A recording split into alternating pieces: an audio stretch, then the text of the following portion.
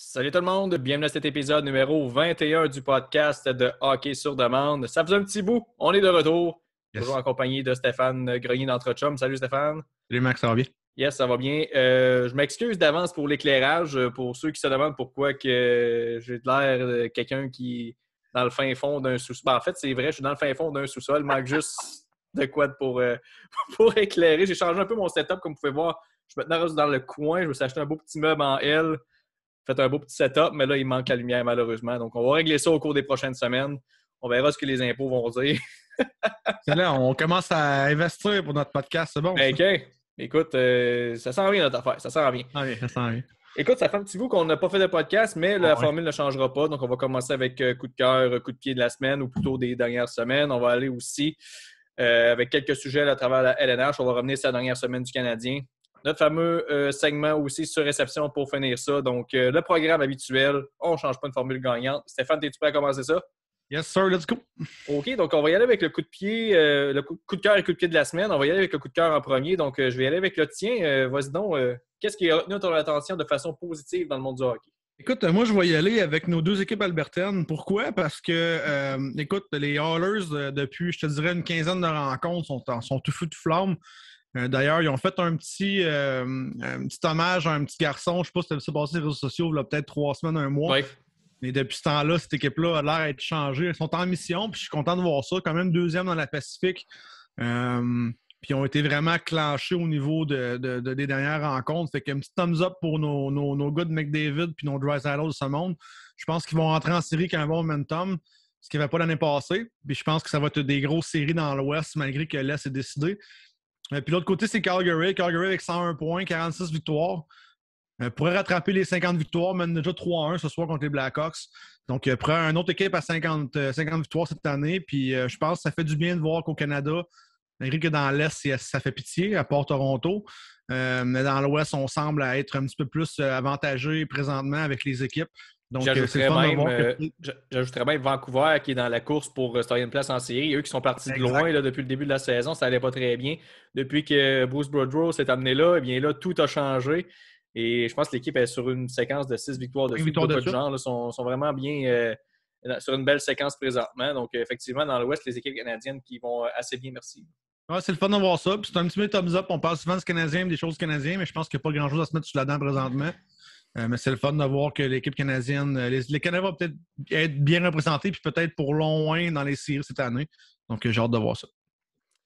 Mon coup de cœur, ça s'est passé tout récemment. C'est Alexis Lafrenière parce qu'il a été laissé de côté la semaine dernière par les Rangers et le match qui est revenu, il a scoré 2 buts. Donc, belle réponse là, du côté de Lafrenière. Tu sais, souvent, on se fait laisser de côté, on a envie de bougonner un peu, puis ça prend du temps avant qu'on revienne là, à notre top. Mais Lafrenière, lui, qui n'a pas perdu de temps dès son retour, a marqué 2 buts, dont un très beau. Contre tes pauvres Red Wings, je m'excuse, Stéphane, mais ça a été un très beau highlight de la part de Lafrenière qui a démontré tout son talent. Donc, c'est pas grand-chose comme coup de cœur, mais je trouve ça le fun de voir Lafrenière rebondir après une nouvelle qui est poche un peu, se faire laisser de côté comme ça. Tu as un choix premier overall, tu es censé d'avoir du temps de jeu pas mal. Malheureusement pour lui, avec les Rangers, c'est assez contingenté à l'attaque. Donc, il faut qu'il mange un peu son pain noir, malheureusement, mais au moins, il a bien répondu suite à ce healthy scratch. Ben, écoute, c'est le fun de voir, puis c'est surtout ça que ça sert, ces genres de choses-là. Je pense qu'il y a un message qui voulait être passé au niveau de l'organisation, disant que, hey, choix de première ronde, il faudrait que tu fournisses un petit peu plus, je pense, un peu plus d'efforts. Puis malheureusement, est obligé de healthy scratch. Puis des fois, ça fait du bien. Ça fait du bien de voir aussi qu'Alexis Lafrenière a peut-être compris le message, va peut-être donner un petit peu plus d'ardeur au travail. C'est une saison difficile quand même pour lui. Ça fait plusieurs fois que j'en parle. Oui, c'est pas une mauvaise saison, mais il est encore jeune. Mais est-ce qu'on laisse plus de chance à Alexis Lafrenière parce que c'est un Québécois? Je pense que oui. Donc, il aura besoin probablement de mettre un petit peu plus de pain sur la table. Mais écoute, c'est pas fini. L'équipe est vraiment bonne devant lui, puis ils vont bien. On va probablement un petit bout en série aussi. Donc, c'est juste fun, comme si de voir qu'il a pris la balle au rebond pour vrai, puis qu'il a fait un bon match après. Maintenant, le coup de pied. Qu'est-ce qui a retenu ton attention, mais de façon plus négative maintenant dans le monde du hockey? Écoute, je ne sais pas si tu as vu la séquence de Essa Lindell contre Bertuzzo, la dernière rencontre des Stars contre, contre attends, les Saint-Louis, les Blues de Saint-Louis.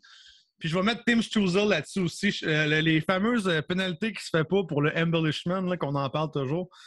Je sais que ça a sorti des médias il y a 2 semaines, mais moi, j'ai regardé les rencontres depuis 2 semaines, puis on dirait que c'est de pire en pire. Donc, mon coup de pied, c'est ça. Je pense que, malheureusement, ces types de joueurs-là, jeunes, futurs vedettes, peut-être, essaient d'emmener quelque chose de plus ou d'attraper des pénalités.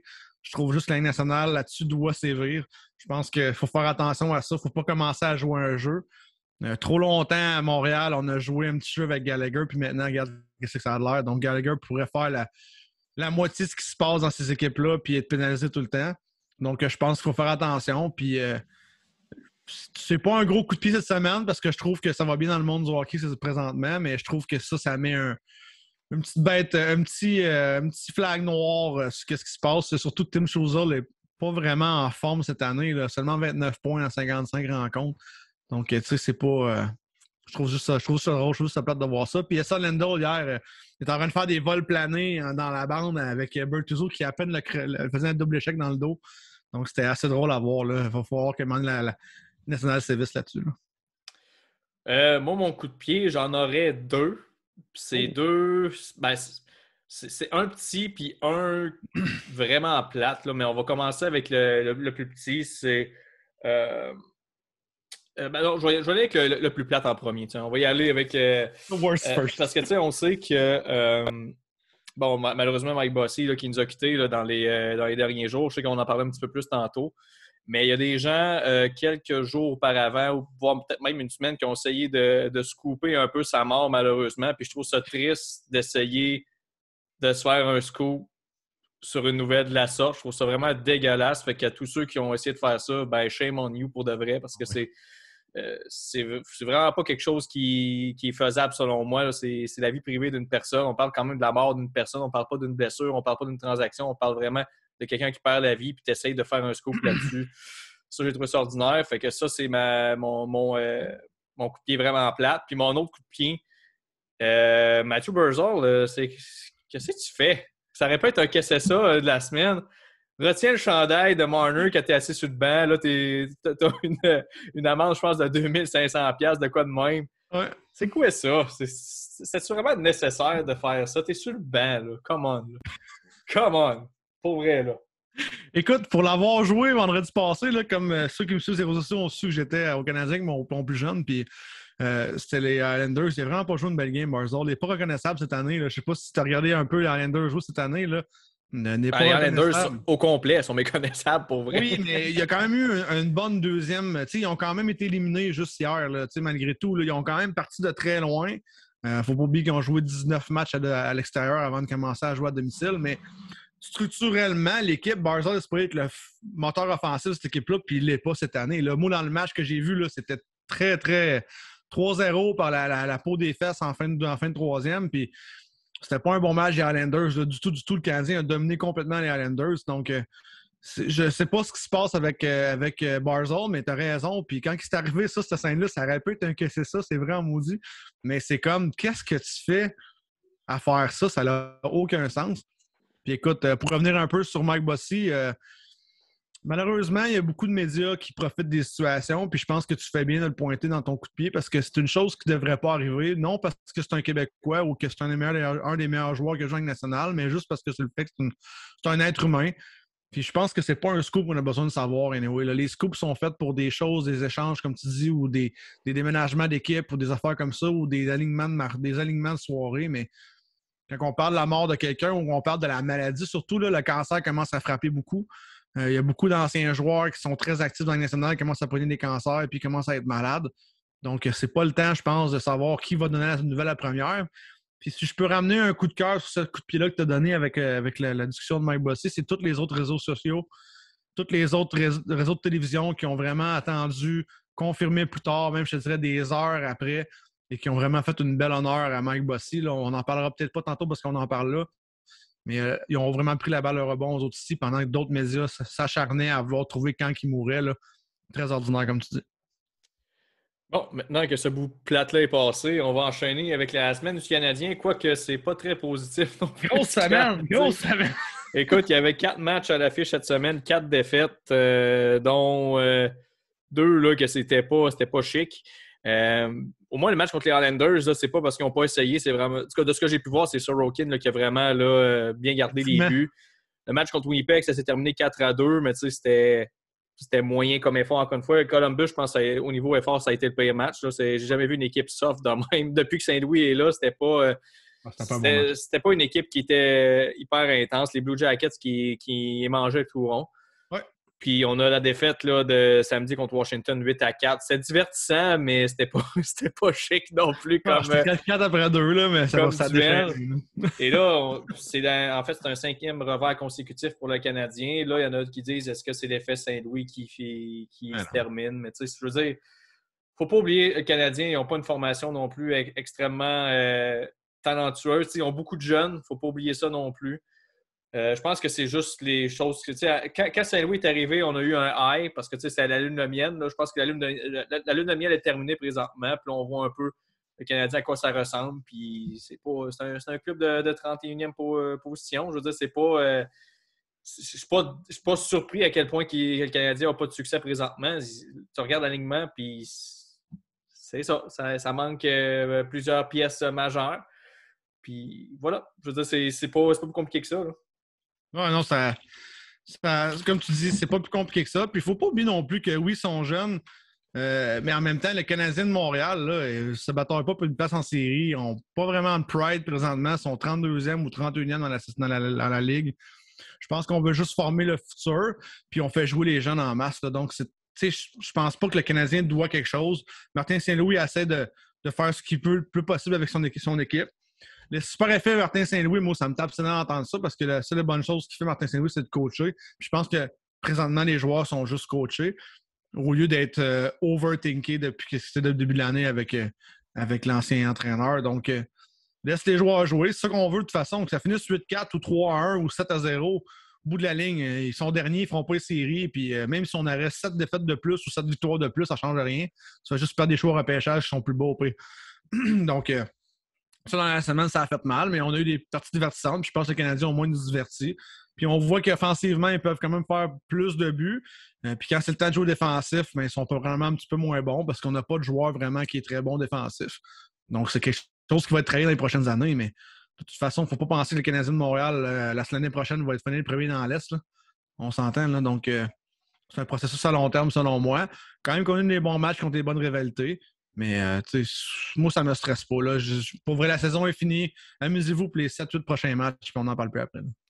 Tu as eu l'occasion d'assister au retour de Carey Price au Centre Bell. Comment tu as trouvé Price dans ce match-là? Très bien. Écoute, j'ai trouvé que sa jambe droite était pas à 100%. Il y a une couple de fois qu'il s'est relevé puis il avait de l'air un petit peu sur ses talons. Mais ça n'a pas eu beaucoup de lancers en deux périodes, là, 10 lancers après 2 périodes. Donc, le Canadien a quand même joué bien défensivement. Mais j'ai trouvé ça le fun, l'ambiance, l'accueil. Comme je t'avais dit par message texte, mon petit gars, il était tellement excité de savoir que ça revenait là. C'était un petit gardien en plus. Là. Donc, on a fait une belle pancarte. Mais ça a été le fun, l'accueil, même dans l'étirement ou dans l'échauffement au début. Après ça, les joueurs, l'autre équipe qui ont resté à la fin de la game pour y sauter la bienvenue ou le bon retour. On voit que Carey Price, c'est pas seulement un Canadien. Je pense que c'est un...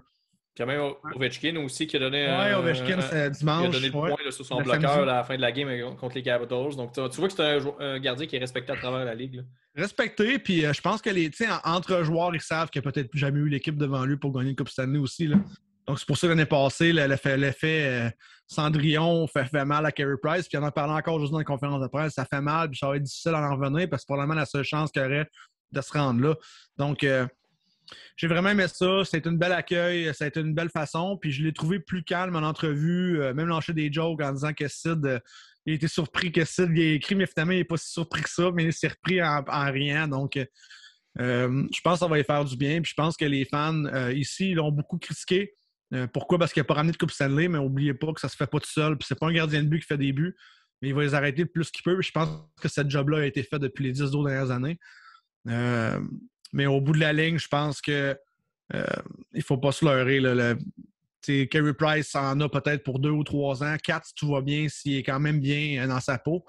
Mais je pense pas qu'il va pouvoir donner une Coupe Stanley à lui tout seul. Ça va prendre beaucoup d'apport des joueurs et de l'organisation. Là, présentement, il reste quoi? Peut-être 6-7 matchs, peut-être un petit peu plus là, pour la fin de la saison. On fait quoi avec Carey Price? Est-ce qu'on lui donne le plus de départ possible? Est-ce qu'au contraire, on veut se le préserver, vu que tu as mentionné que, d'après ce que tu as vu, il n'a pas l'air d'être à 100% pour présentement? Est-ce qu'on essaie de le conserver plus ou si on veut lui donner plus de glace possible pour qu'il puisse reprendre le beat? Moi, je pense qu'il va jouer 3 matchs sur 6. Il en reste 6 à jouer. Et puis je pense que Montembeau va jouer les 3 prochains. Je pense qu'on va le ménager. On va vraiment le faire jouer contre Ottawa samedi prochain, qui va être à Ottawa, donc il ne sera pas devant sa foule. On va probablement le faire jouer le dernière rencontre ici contre la Floride, le 29, juste pour dire qu'il joue la dernière rencontre. Puis moi, ça va jouer entre Boston et New York. Je pense pas qu'on va faire un 2 en 2, donc peut-être Boston le 24. Donc Montembeau jouerait le 23 ou peu importe. Mais je pense qu'il reste peut-être 3 matchs au niveau à Carey Price, peut-être contre le Wild le 19 ou les Flyers le 21. Donc je pense qu'on va juste lui demander quand il veut jouer. Il va se remettre un petit peu en forme, puis il va travailler fort cet été, puis ça va revenir d'après moi. Là, oui, il avait de l'air un petit peu accommodé de sa jambe gauche, la jambe droite, mais comme je te dis, tu sais, c'est un retour pour la première fois dans la Ligue nationale. Puis, tu sais, la Ligue nationale, ça va vite, là, peu importe, c'est pas de l'entraînement. Donc, je l'ai vu un petit peu là, mais à la fin de la game, il avait de l'air beaucoup plus à l'aise, faisait des belles arrêts. Puis, du côté de Sorokin, on en a parlé tantôt un petit peu. Là, Sorokin, là, honnêtement, j'ai vu Sorokin dans ma vie, là, mais un gardien de but aussi flexible, j'ai jamais vu ça. Il faisait la grande écart et la split à toutes les 2 secondes. Il a été incroyable dans ce match-là contre les Highlanders. Mais tout le tour de nous autres, là, tous les fans, toutes les personnes qui avaient des billets en même temps que nous autres ont tous la même affaire. Mon Dieu, il est bien flexible.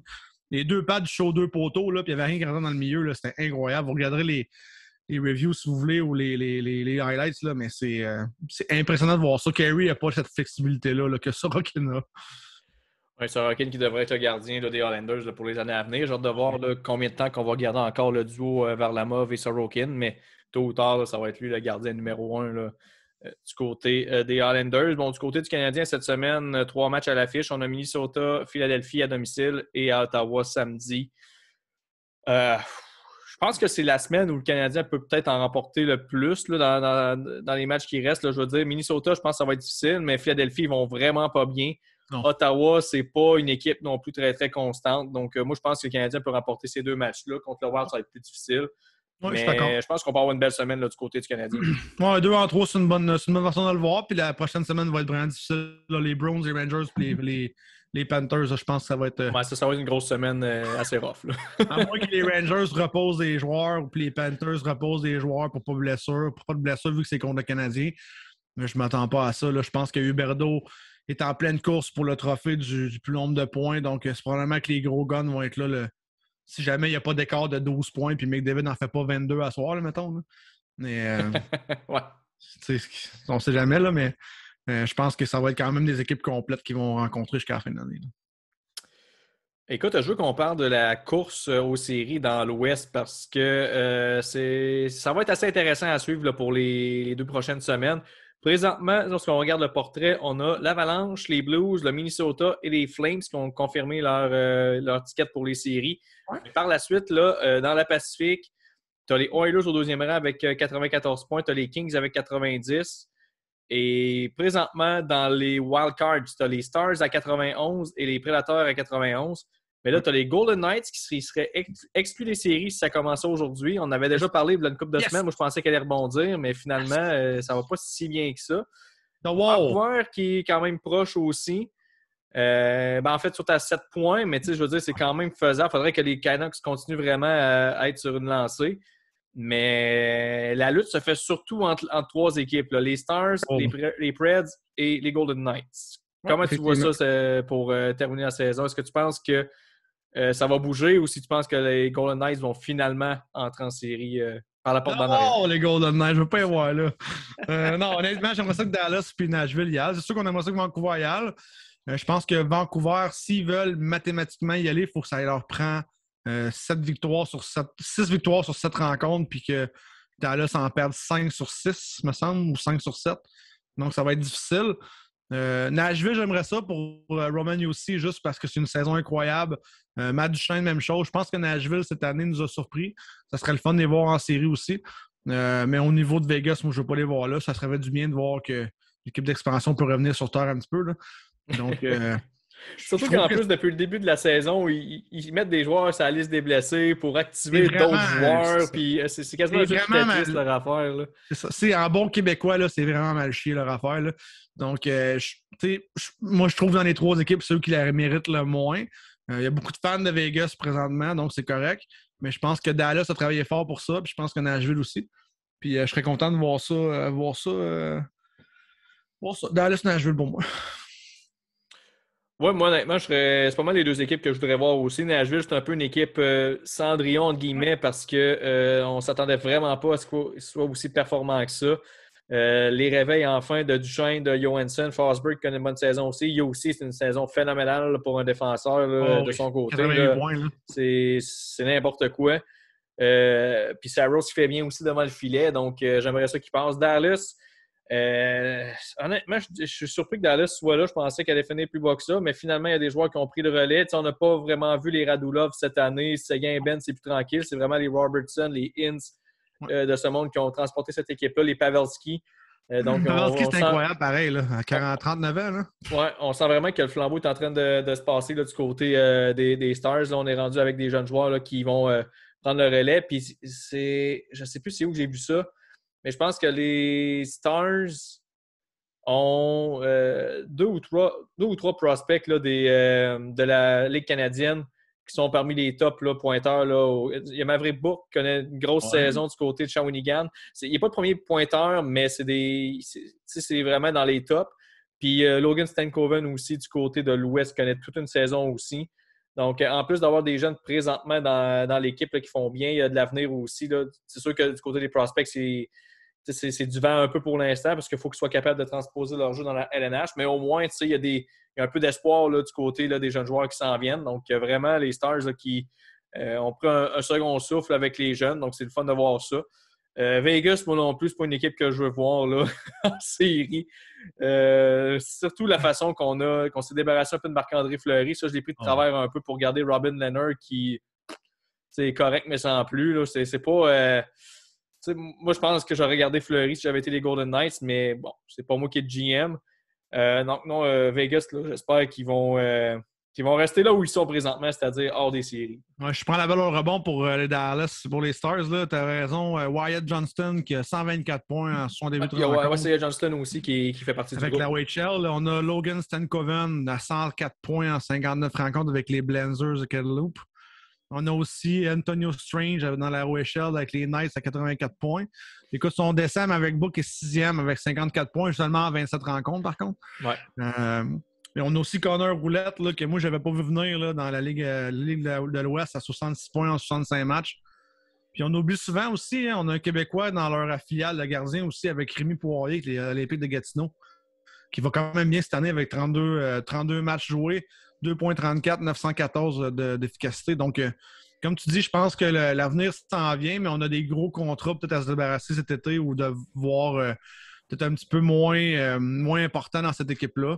Mais moi, je pense que le Joker cette année chez Dallas, c'est vraiment Joe Pavelski. Personne ne s'attendait à ce qu'il y ait 1 point par match. C'est incroyable. Là. Je ne sais pas si c'est le fait que les jeunes avec lui, parce que Robertson et Ince jouent avec. Donc, je ne sais pas si c'est vraiment l'effet qui a amené à cette équipe-là, mais c'est tout un effet. Puis comme tu dis, c'est un peu l'équipe Cendrillon. Là. Mais ce qui est drôle, c'est que Dallas et Los Angeles pourraient être les 2 seules équipes à faire les séries dans le négatif au niveau du différentiel des buts et des buts contre. Donc ça aussi, il faut regarder ça. Là. Si on regarde les autres équipes, sont toutes plus 20 et plus. C'est incroyable. Donc l'équipe la plus proche en différentiel, c'est Edmonton à plus 29, puis Nashville à plus 19. Après ça, c'est plus 40, plus 80, plus 88. plus 60. Floride est plus 99. Donc, c'est assez incroyable à voir comment que l'Est, cette année, s'est dessiné trop rapidement puis que l'Ouest est encore en bataille. Du côté de l'Est, eh bien, les jeux sont déjà, c'est déjà tous joués. Là, toutes les équipes sont qualifiées, donc il n'y a pas vraiment de course. La seule question maintenant, c'est de voir à quel rang ils vont terminer. Par contre, je sais que tu voulais en parler tantôt, mais t'inquiète là, on va en parler tout de suite. On pourrait voir quelque chose d'assez incroyable là, d'ici la fin de la saison, soit 4 équipes dans la métropolitaine. En fait, 4 équipes dans l'Est tout court avec 50 victoires. On ne voit pas ça souvent. D'habitude, c'est une ou 2 équipes dans toute la ligue qui a 50 victoires, mais là, on a les Panthers qui en ont 54, les Maple Leafs en ont 50. Tampa Bay, il en reste 4. Il leur reste 7 matchs à jouer, donc il faut qu'ils remportent 4 de leurs 7 matchs. Les Hurricanes, il en reste 2. Les Rangers, il en reste 2. Les Bruins, il en reste 4. Donc, on pourrait voir quasiment 6 équipes avec 50 victoires dans l'Est. C'est assez incroyable. Là.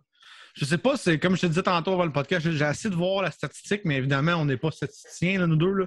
Donc, ça va être difficile. Mais pour le Lightning, écoute ça. Là. Détroit mercredi. Détroit demain.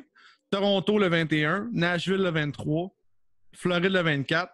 Columbus le 26. Columbus le 28. Puis les Islanders le 29. Donc, tes 4 victoires, là, c'est Détroit 2 fois Columbus puis Islanders. Là. Dans ma tête à moi, là, pour les 50 victoires. Là. Donc, tu sais, Nashville va être quand même probablement plus facile que Toronto puis Floride, mais c'est faisable. Puis c'est bon que tu rentres Tampa Bay là-dedans parce que cette année, on les oublie un petit peu peut-être dans l'Est, mais moi, je pense pas avoir vu ça. Là. Si Caroline Rangers finissent à 50 victoires avec les 3 équipes d'Atlantique à 50 victoires, puis peut-être même Boston à 50 victoires, moi, je pense pas avoir vu ça dans ma vie. Là, 6 équipes à 50 victoires dans une même conférence. Mais ça veut juste dire que l'Est, cette année, là, c'était incroyablement fort. Puis les Islanders n'ont pas eu de chance là, pour les playoffs. Il fallait qu'ils gagnent tout le temps. Puis ils ont remonté la pente, mais la différence de points est incroyable. Là. 79 points les Islanders, puis la plus proche équipe, c'est 94. C'est 25 points de différence. Là. C'est complètement ridicule. C'est complètement ridicule. Non, c'est ça. Fait que dans l'Est, là, c'est plus une question de match-up qu'une question de qui va se qualifier pour les séries. Parce que présentement, les courses possibles, entre guillemets, encore là, il n'y en a pas tant que ça. Là. Je veux dire, tu as Toronto puis Tampa Bay qui peuvent s'interchanger 2 et 3. Après ça, tu as Boston qui pourrait là, s'inviter dans le top 3 aussi de l'Atlantique en dépassant Tampa Bay. Ils sont à 3 points. Sinon, dans la métropole. Washington, parce que 97-94. Oui, il y a Washington qui pourrait passer les Pingouins aussi, mais tu sais, puis la course entre les Rangers et les Hurricanes qui va finir premier dans la métropolitaine. C'est pas mal les courses qu'on a présentement, mais encore là, comme j'ai mentionné, c'est plus une question de match-up, une question de qui va se qualifier parce que tout est décidé déjà dans l'Est. Oui, puis moi, j'en reviens au plus ou moins parce que je suis un fan des plus ou moins, là, mais c'est les buts pour, buts contre dans l'Est, là, les Panthers plus 99. Oui, les Canadiens moins 98, mais les 8 équipes qui sont classées en série sont positifs et les 8 équipes qui ne se classent pas en négatif. C'est quand même fou quand on regarde ça. Là. Donc, ça a été la débandade sur quoi? Détroit, moins 77. Philadelphie, moins 82. Montréal, moins 98. Moins 59 pour Buffalo, mais ils ont quand même plus de points que Détroit, Ottawa, New Jersey. Ça a été, moi, je pense, ça a été une autoroute d'un bord puis un trafic de l'autre. C'est vraiment du monde qui allait à Québec d'un bord puis l'autre arrivé à Montréal. C'est un beau parallèle, ça. Ça a donné ça. C'est impressionnant. Sinon, autre nouvelle dans la LNH, une grosse nouvelle, en fait. Oui. Ryan Getzlaf, qui est en son dernier tour de piste, en fait, là, parce qu'il va annoncer sa retraite à la fin de la saison. Donc, un autre gros nom là, du repêchage, le fameux repêchage de 2003 qui va terminer là, à la fin de la saison. Bon, évidemment, Getzlaf, ça a été le capitaine là, des Ducks d'Anaheim pendant très longtemps. A joué aux Jeux olympiques aussi. Là, j'essaie de trouver un peu là, les titres qu'il a mérités. Là. On parle, bon, il a gagné la Coupe du Monde, la World Cup là, en 2016-2017. A participé au match des étoiles en 2014-2015, a terminé les séries avec le plus de passes aussi en 2014-2015. Ensuite, 2013-2014, a été nommé sur la 2e équipe d'étoiles de la LNH, une médaille d'or de son côté aussi aux Jeux olympiques, même chose en 2009-2010. 2009 a été nommé au match des étoiles. 2007-2008, grosse année pour lui. A été nommé au match des étoiles. A terminé au championnat du monde avec le plus de passes avec 11, a terminé avec une médaille d'argent au championnat du monde et a terminé dans le top 3 des meilleurs pointeurs de son équipe là, dans le championnat du monde. 2006-2007, évidemment, la Coupe Stanley. Donc, vraiment une grosse carrière. Il a joué au championnat du monde de hockey junior aussi, a eu une médaille d'or en 2004-2005. Ça, c'était la grosse année, si je ne me trompe pas, avec les Crosby-Bergeron là, qui avaient joué à ce championnat-là. Non, vraiment une belle carrière. Puis on parle aussi d'un joueur qui a joué plus de 1000 matchs dans la LNH. Il est à 1154 précisément présentement, 1017 points. Un monument qui va quitter la LNH d'ici la fin de la saison. Oui, puis c'est un gars qui a été passé sa vie à défendre ses coéquipiers. On l'oublie souvent, mais il y a quand même presque de 1000 pénalité, donc 958 minutes de pénalité. Donc, c'est un gars qui n'a jamais eu peur de brasser la cage puis de dropper les gants. Un peu dans le même moule que Corey Perry. Puis on a vu au dernier match entre les deux, là, quand Anaheim a affronté le Lightning, ça a été très émotif pour les deux. Ce que je trouve le plus surprenant, je pense qu'au niveau de Ryan Getzlaf, on s'est rendu compte qu'on traînait un petit peu de la patte cette année. On n'avait peut-être pas la même intensité sur la glace, pas le même désir non plus. Seulement joué 53 rencontres, 35 points, seulement 3 buts. Donc, je pense qu'on s'est dit, garde, on a su de se retirer dans le bien, on se retirer dans le mal. Donc, je pense que c'est plus pour ça cette année qu'on se retire à juste 36 ans. Il y a des joueurs de 36 ans qui sont encore performants en Ligue nationale. Mais comme tu dis, 2003 a été un draft assez exceptionnel au niveau de la Ligue nationale.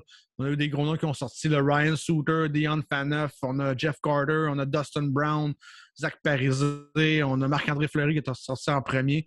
Donc, c'est un draft qui va avoir passé à l'histoire, je pense, puis qui va avoir fait du bien à la Ligue nationale. Mais comme je te dis, je pense que c'est un gros monument qui s'en va en Anaheim, mais la relève est là. Donc, je pense que la relève s'en vient, puis on est en mode reconstruction en Anaheim.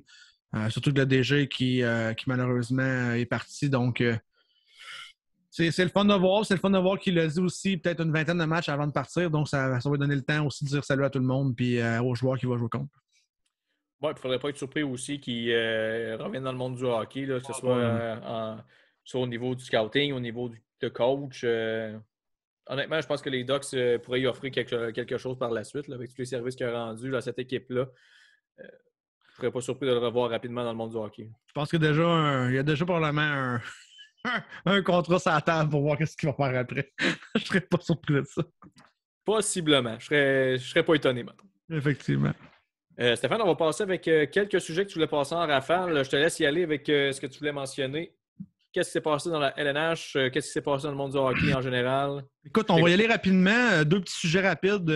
Moi, j'ai beaucoup accroché depuis 3 semaines sur Chris Pronger. C'est créé un Twitter il y a 3 semaines pour parler de son fameux combat entre les joueurs en faillite ou qui manquent d'argent pour leur carrière.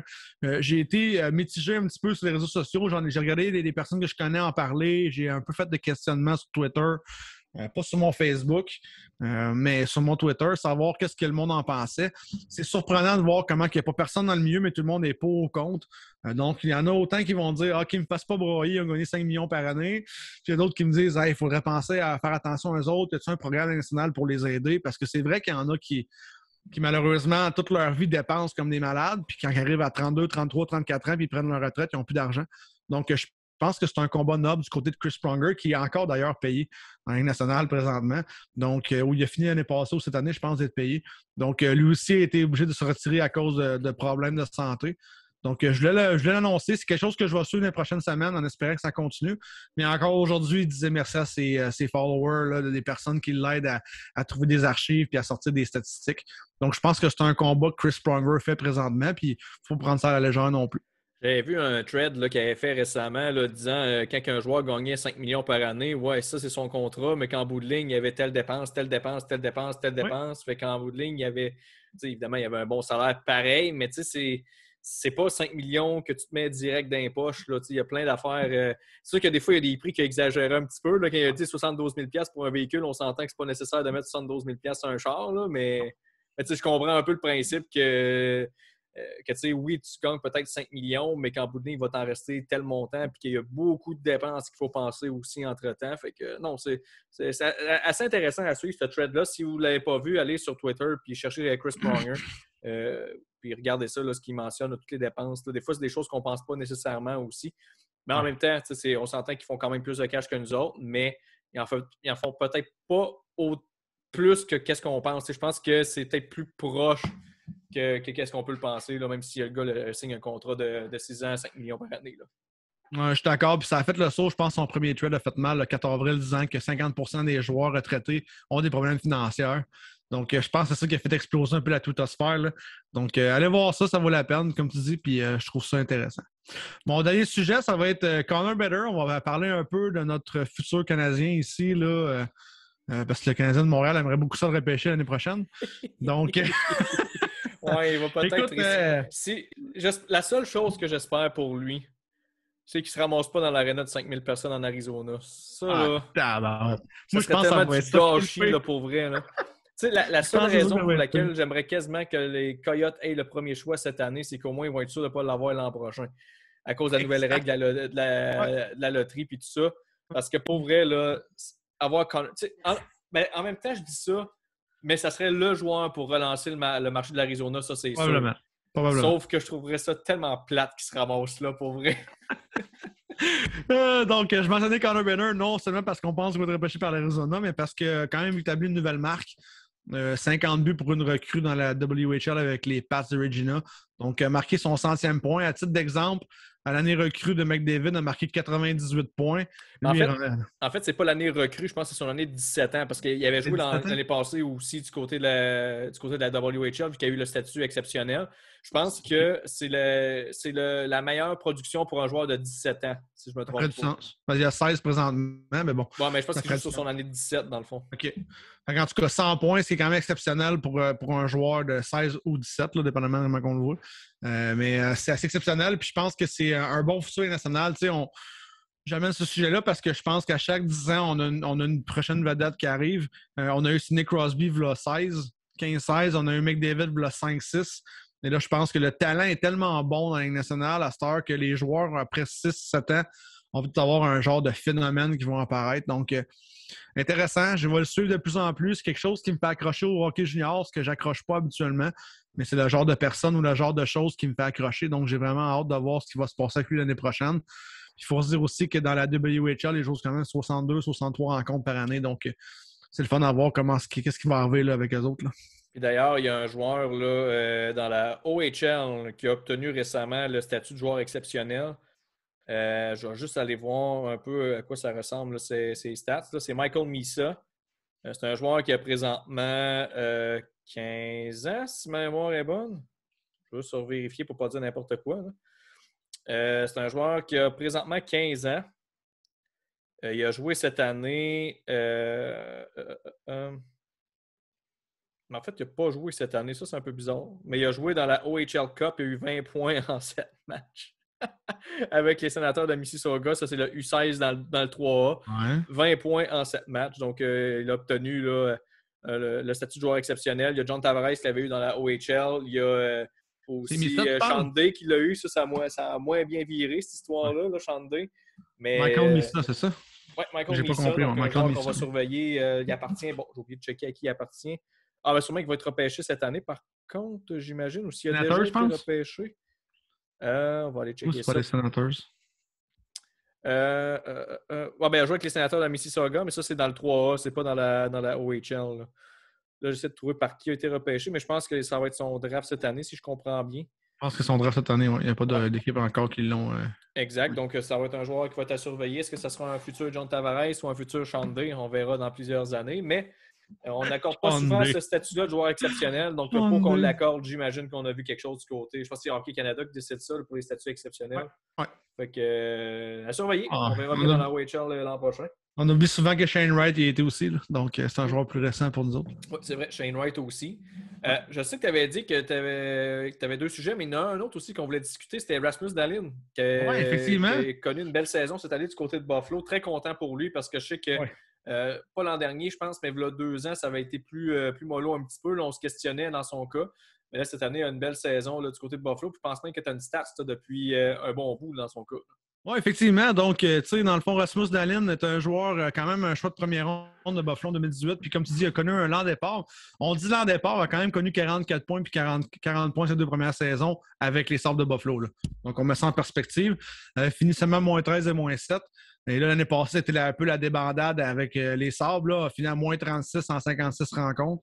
Mais cette année va bien. 76 rencontres. A joué tous les matchs cette année des Sabres. Il a finalement marqué, en fait, il y a eu une passe sur le but du match, le but aujourd'hui. Donc, 50 points pour Rasmus Dahlin. Puis, ce qui me surprend le plus, c'est que c'est le premier défenseur depuis 95-96 à faire ça. Donc, ça fait quand même un petit bout avec les Sabres qu'on mange le pain noir avec nos défenseurs puis notre équipe offensive.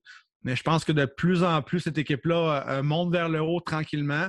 Et je pense que l'organisation fait un bon travail. Mais je suis très, très content de voir Rasmus Dahlin progresser comme ça. C'est un joueur qui était vraiment exceptionnel au niveau de la Suède quand il était là dans le championnat mondial junior et dans quand il joue avec les hommes là-bas. Donc, je suis vraiment content de voir comment ça va pour Rasmus Dahlin.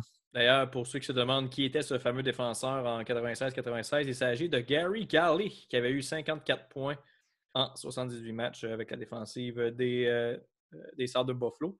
Et fun fact, c'était Pat Lafontaine qui avait terminé au premier rang des pointeurs de l'équipe avec 91 points. Donc, prochain Pat Lafontaine qui avait eu une belle saison cette année-là. Peut-être qu'on accrochait tout le monde.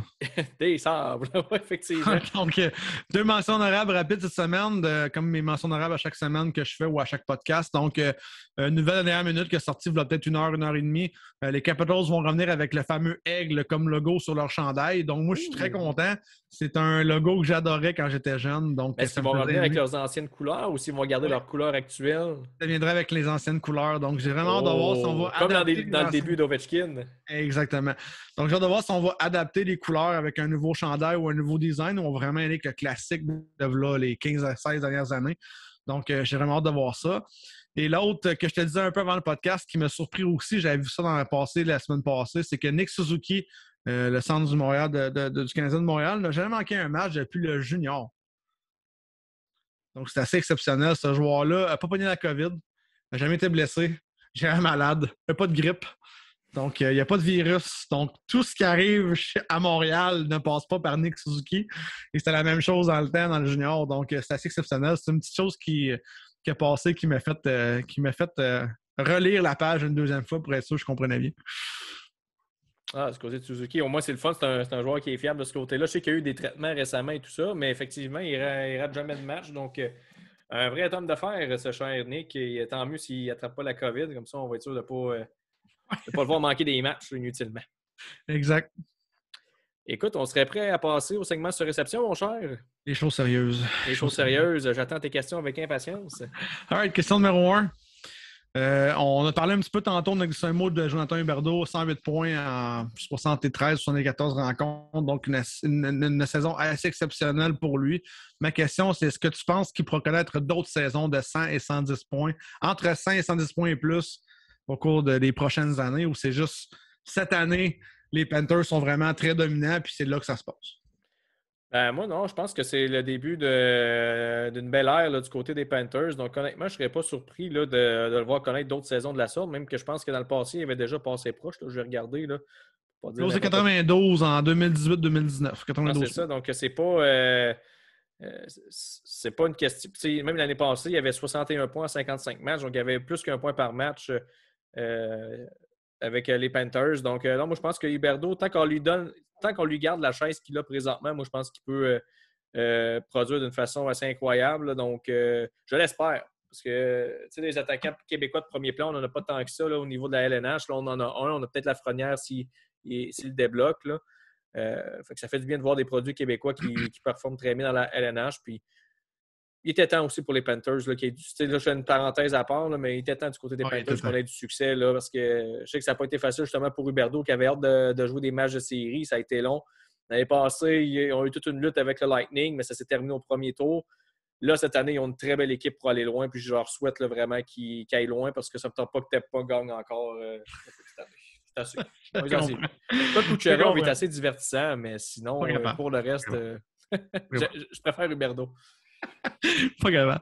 Non, c'est un bon point que tu amènes. Puis cette question-là est aussi pour féliciter Huberdeau. Je pense que de se battre avec les deux monstres à deux têtes là, de Edmonton, puis il y en a Johnny Gaudreau aussi à 105 points qui fait des flamèches avec les Flames. Donc, juste pour dire qu'il fait des flamèches avec les Flames, c'était beau. Tu voulais juste plugger ça. C'était marqué dans mon petit C'est fait un post-it, genre flamèche. Non, mais en fait, je suis très content. Écoute, c'est 2 milestones aussi qui sont le fun. Là, 600 points en carrière pour Jonathan Huberdeau cette semaine et les 400e passes aussi. Et là, il est à 2 buts de faire le 200e but de sa carrière. Donc, c'est assez exceptionnel de voir que ça a débloqué. Quand même, pas tard, je te dirais, mais quand même 28 ans. Donc, il commençait à être temps. Mais je pense que là, on est vraiment embarqué dans le bon wagon avec les Panthers, comme tu dis. Puis ça va être bon pour les prochaines années. Donc, très content de voir ça pour Jonathan Huberdeau. L'autre question. Qui pourrait, selon toi, sans compter cette année, parce que là, Roman Josi est proche de faire 100 points, si on exclut cette année, qui, selon toi, pourrait être le prochain défenseur à marquer 100 points dans la Ligue nationale? Cale Makar. Cale Makar? sans hésiter. Penses-tu qu'il va se rendre à 100 points? Ça va être dur. Tu sais, je veux dire, c'est pas une marque qu'on voit tellement souvent. C'est parce que du côté de Nashville, l'affaire, c'est que l'offensive, c'est bizarre à dire, mais elle passe un peu par lui aussi, même si c'est un défenseur. Tu sais, c'est lui qui quand même qui crée les jeux et tout ça. Mais au Colorado, il y a tellement de talent là que. Mais Ça, je me dis, parce qu'en 71 rencontres, il y a 82 points. Fait que je me dis, s'il devrait le faire, c'est dans les prochaines années, parce qu'il Kel n'arrive McCarr, pas ça fait jamais. 82 points? Ouais. Ouais, Caroline ouais, à 80 là. je pense que le plus plausible, ça serait lui. Kyle McCarr. Ouais. Est-ce que tu penses que ça va se faire? Je sais pas, on dirait que cette année, j'ai l'impression que c'est une saison un peu spéciale. Moi Tellement. aussi. Écoute, 6 équipes à 50 victoires du côté du côté de l'Est. Il y a quand même plusieurs joueurs qui flirtent avec le 100 points. Je ne sais pas ce qui se passe cette année, mais on dirait que ce n'est pas une saison ordinaire parce qu'habituellement, des statistiques comme ça, on n'en voit vraiment pas souvent. Un défenseur qui va avoir 100 points, on ne voit pas ça, on voit pas ça souvent. Là. Non. J'ai pas l'impression que ça va arriver. Est-ce que la Ligue nationale a enfin découvert que les faisait plus de buts? Est-ce qu'on a vraiment changé les règlements assez pour qu'il y ait plus de buts? C'est peut-être ça aussi, parce que les défenseurs, regarde, là, on Mais a en même temps, 88 qu'est-ce points qu'ils ont avec changé Yossi. dernièrement qui pourrait expliquer ce boom-là? Je veux dire, ils n'ont pas changé grand-chose. C'est peut-être, je sais pas. Tu sais, Les Victor rondelles Hedman a sont quand faites même autrement, 72 je sais points pas. aussi. Victor Hedman, on est habitué de le voir avec des points, mais 72 points pour Victor Hedman. Après ça, on a Adam Fox à 68, Carlson avec Washington à 67. C'est quand même 5 défenseurs dans le top 50. Là. Mais ça, je te dis, c'est pas une saison comme les autres cette année, c'est bizarre. Les statistiques, c'est weird. Même les joueurs qui ont 50 buts, là, il y en a une couple aussi qui devrait arriver à 50 buts cette année. D'habitude, on en voit un ou deux par année. Mais comment tout le monde savait que Chris Kreider ferait 50 buts. Ouais. Ah oui. Écoute, tout le monde l'avait prédit. Puisqu'il est quatrième avec 47. Ça se peut qu'il ne fasse même pas 50, on ne sait même pas. Je te dis. Bon, troisième question. Qui réformera une équipe gagnante le plus rapidement? Ottawa ou Montréal? Oh, boy. Oh. Hey, ça, c'en est une bonne, ça. Ottawa ont un peu d'avance sur le Canadien présentement parce qu'ils ont eu plus de choix top 10. Vraiment des bons choix là, tôt. Dès maintenant, ils sont déjà dans la formation. On a Studio, on a déjà Brady Ketchuk. Puis je pense qu'Ottawa a une meilleure banque d'espoir présentement que le Canadien. Mais là, le Canadien, cette année, ils ont un shitload de choix au repêchage. L'année prochaine, ils ont 2 choix de première ronde aussi. Mais je dois dire, vu que Ottawa ont déjà choisi pas mal leurs joueurs là, je dirais Ottawa. Mais le Canadien devrait suivre par la suite pas trop longtemps après. Lorsque Ken Hughes aura fait ses choix et que ces joueurs-là vont embarquer là, dans le roster, on devrait avoir une équipe qui a de l'allure. Mais Ottawa, le processus est déjà entamé. Là. Alors que le Canadien, ils vont le commencer, entre guillemets. Là. Puis on se donne, mettons, combien de temps tu penses à Ottawa pour devenir une équipe? Tu sais, mettons aller en série régulièrement. 3, 5, 2? Ben, honnêtement, à partir de l'année prochaine, il faudrait que ça commence à avoir des résultats du côté d'Ottawa là, parce que ça fait quand même un bon 2-3 ans déjà qu'on a entamé cette reconstruction-là. On a 2 choix top 10 d'ailleurs, comme j'ai mentionné.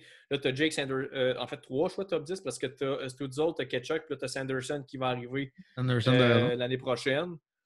Moi, je te dirais, l'an prochain, ils ne feront pas les séries, mais il faudrait qu'ils commenceraient à se battre pour une place. Qu'ils ne finissent pas encore dans la cave là, au classement. Puis, mettons, pour les voir régulièrement en série, je leur donne peut-être 2-3 ans encore là, pour le temps que, justement, les Sanderson se développent. Les défenseurs, des fois, c'est plus long un petit peu. Devant le filet, ils n'ont pas vraiment leur gardien numéro 1 trouvé non plus. Ça, c'est une autre affaire. Fait que peut-être encore 2-3 ans. OK, c'est bon. Fait que Montréal, tu lui donnes un 4-5 avant qu'il soit rendu là. Si je me fie à ce que tu me dis tantôt. Ouais. OK, c'est bon. Mais encore là, ça dépend qu'est-ce que Price va faire. C'est tout le temps ça aussi. Parce que si Price est là, ça va aller plus vite. Mais le jour où Price débarque, là, le Canadien est dans la boîte parce que Caden Primo n'est pas encore prêt. Montembeault, comme backup, OK, mais pas numéro 1. Jake Allen, il a prouvé que numéro 1 à long terme, c'est pas sa tasse de thé non plus. Fait que dès que le Canadien a plus son gardien, là, on est dans des autres troubles là, chez le Canadien. Je te comprends. Puis on n'a pas repêché de bon gardien de but depuis longtemps non plus, donc c'est sûr que ça l'aide. Ben, il y en a qui font bien dans la NCAA présentement, mais est-ce que, tu sais, Jakub Dobus, qui je pense, a été nommé gardien de l'année ou quelque chose du genre. Mais, tu sais, encore là, vas-tu vraiment transposer ça rendu chez les professionnels? Ça, c'est une autre affaire. Il y a un autre gardien aussi au Danemark, là, Frédéric Deschamps, là, qui a eu une bonne saison aussi cette année, mais encore là, tu sais, à quel point que ça va se transposer en Amérique du Nord et tout ça. Fait que, tu sais, ils ont pas. Puis, tu sais, même Caden Primo, il a bien starté quand il était pêché avec le Canadien, mais je trouve qu'il en repère un peu dans les dernières saisons. Je le vois aller des fois avec le Rocket, puis c'est pas tout le temps facile. Là. Il y a une game, je pense, la semaine passée. C'était 3 tirs, 3 buts ou 3 tirs, ou 4 tirs, 3 buts là, pour commencer la game. Le Rocket a finalement remonté ça, puis je pense qu'ils ont gagné. Mais le début, puis c'était pas des buts qui n'avaient aucune chance. Là. Il y a des tirs qui auraient pas arrêté là-dessus. Fait que j'ai hâte de voir qu'est-ce qui va se passer avec Primo, mais pas que j'y crois de moins en moins, mais on dirait que j'ai plus de réserve un peu dans son cas. On dirait qu'avec Primo, on n'a pas la constance espérée. Puis quand il fait 4-5 matchs de suite bien, le 5e, le 6e ou le 7e sont catastrophiques. Donc, je te comprends là-dessus. Là. C'est quelque chose qui va être beau à voir dans les prochaines années. Dernière question. Juste pour terminer avec Primo, ce qui est un peu tannant dans son cas, c'est que c'est un peu dur aussi pour lui de garder une certaine constance. Il go 3 games, il se fait rappeler à Montréal parce qu'il y a un blessé. Là, il joue même pas là-bas, il est sur le banc pendant 4-5 games. Il est renvoyé à Laval, il en joue 3-4, il est rappelé encore, il joue pas. C'est une saison un peu spéciale pour Caden Primo. On pensait qu'on aurait pu avoir là, une saison complète avec le Rocket, qui aurait juste le Rocket pour se concentrer, mais il a fait la navette tellement souvent que c'est dur de garder le beat avec ça. Là. Ouais, puis quand tu joues une game dans la Ligue américaine, une game nationale, c'est pas la même chose. Fait que je te comprends là-dessus. C'est un bon point que tu mènes là-dessus. Je pense qu'on a peut-être mal géré l'utilisation de Caden Primo depuis les 2 dernières années, depuis la COVID. Ça va y faire mal, je pense, à long terme. Tu as raison là-dessus. Oui, parce que même la saison COVID avant, il avait passé quasiment un bon bout sur le taxi squad, donc il n'a même pas joué à moitié. Exact. 4e question et non la moindre. Le Canadien terminera-t-il dans 1 les 5 derniers l'an prochain, 2 les 10 derniers l'année prochaine, ou se battra pour une place en série? Ah, c'est tellement. Tu peux pas répondre à cette question-là parce que c'est question plate de fin d'année, ça. Ça serait plus une question que tu pourrais poser au camp d'entraînement parce que là, tu sais pas ce qu'il va faire cet été, tu sais pas qu'est-ce qui va se passer avec Carey Price, tu sais pas s'ils vont avoir Shane Wright ou pas. Mais mon guess, si Price revient en santé l'an prochain, ils vont finir genre peut-être juste en layout du top 10. Okay. Je pense pas qu'ils vont faire les séries l'année prochaine.